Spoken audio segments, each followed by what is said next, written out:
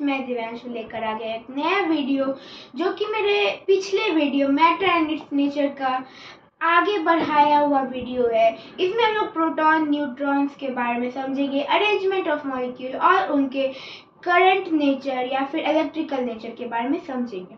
तो अपना टॉपिक जल्दी से शुरू करते हैं। तो सबसे पहले तो हम लोग electrical nature of fundamental particle जानते हैं। इस पूरे लाइन में आपको सबसे न्यू क्या लग रहा है? इलेक्ट्रिकल फीचर ऑफ सब एटॉमिक पार्टिकल्स। तो ये सब एटॉमिक पार्टिकल्स क्या होता है?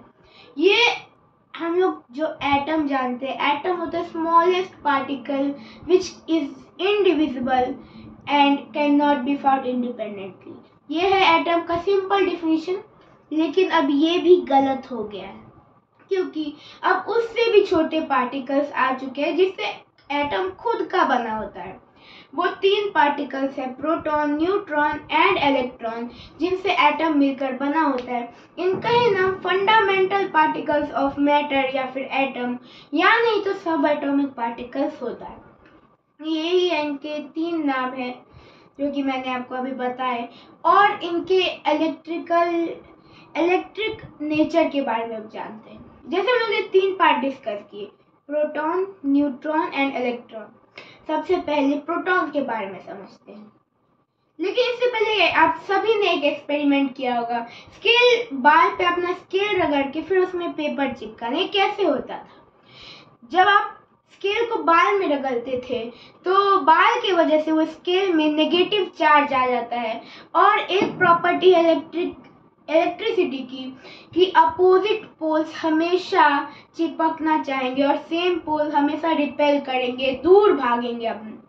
तो जो हम लोग पेपर चिपकाते हैं वो पॉजिटिवली चार्ज होता है, और हम लोग के बाल की वजह से स्केल नेगेटिवली चार्ज हो जाता है। और जैसा हम लोग को पता है, पॉजिटिव नेगेटिव एक दूसरे में चिपकता है, जिसके वजह से ये होता है।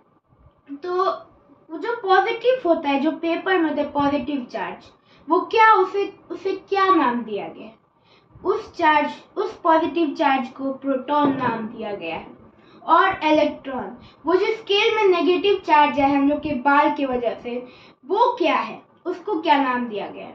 उस नेगेटिव चार्ज को इलेक्ट्रॉन नाम दिया गया है।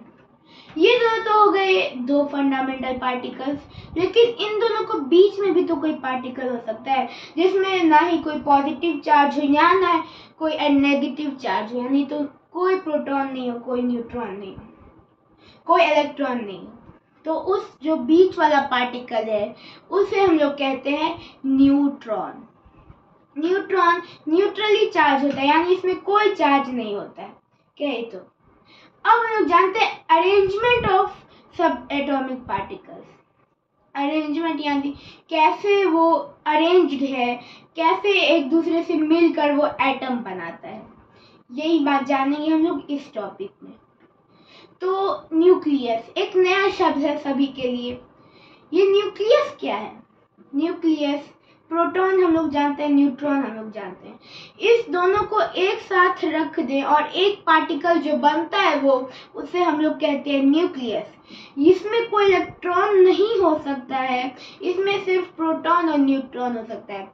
हाइड्रोजन का एटम ये एक एक्सेप्शन है, क्योंकि इसके न्यूक्लियस में न्यूट्रॉन नहीं पाया जाता है, बस प्रोटॉन पाया जाता है। तो हाइड्रोजन का एक एक्सेप्शन है, बाकी सभी में प्रोटॉन न्यूट्रॉन न्यूक्लियस में पाए ही जाते हैं और कोई इलेक्ट्रॉन नहीं पाया जाता है। अब जैसा कि हम लोग जानते हैं कि अपोजिट पोल मीट करते हैं, तो न्यूक्लियस में पॉजिटिव होता है, पॉजिटिव चार्ज होता है। तो कोई तो ऐसा चार्ज होगा जो वो अपनी तरफ खींचेगा, हम लोग जानते हैं वो इलेक्ट्रॉन है। तो इलेक्ट्रॉन को, न्यूक्लियस इलेक्ट्रॉन को अपनी तरफ खींचता है। तो इसी के वजह से ये मान लीजिए न्यूक्लियस है, तो इलेक्ट्रॉन उसके ओवल पाथ में घूमता रहता है, इलेक्ट्रिकल पाथ में घूमता रहता है, और इसी कहते हैं अरेंजमेंट ऑफ सब atomic particles in an atom. ऐसे ही बहुत सारे प्रोटॉन, न्यूट्रॉन, इलेक्ट्रॉन, न्यूक्लियस, इस सब से मिलके एटम बना हुआ है। जैसा कि अब हम लोग जानते हैं कि ये सबसे स्मॉलेस्ट पार्टिकल है, प्रोटॉन, न्यूट्रॉन, इलेक्ट्रॉन, न्यूक्लियस, ये सब। लेकिन अब साइंटिस्ट एक और इनसे भी छोटे पार्टिकल्स की खोज कर रहे हैं, जो कि जिसे अभी नाम दिया गया है क्वार्ट्स। ये अभी फिलहाल खोजा पूरी तरह से नहीं गया है। जब इसकी इंफॉर्मेशन मुझे मिलेगी मैं आपको दे दूंगा। तब तक के लिए जय हिंद।